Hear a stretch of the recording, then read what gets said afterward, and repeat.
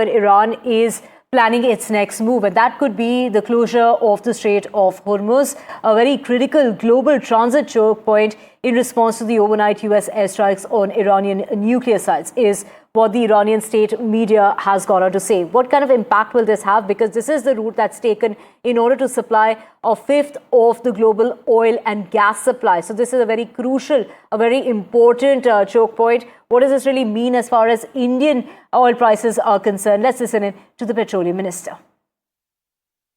We had diversified the sources of supply, and out of the 5.5 million barrels of crude oil that India consumes daily, about 1.5 and 2 million only come through the Straits of Hormuz.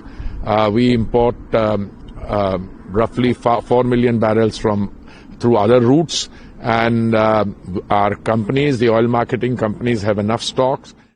We are in touch with all possible actors in this, the supply routes, etc. And I believe that there is no cause for any alarm on this score.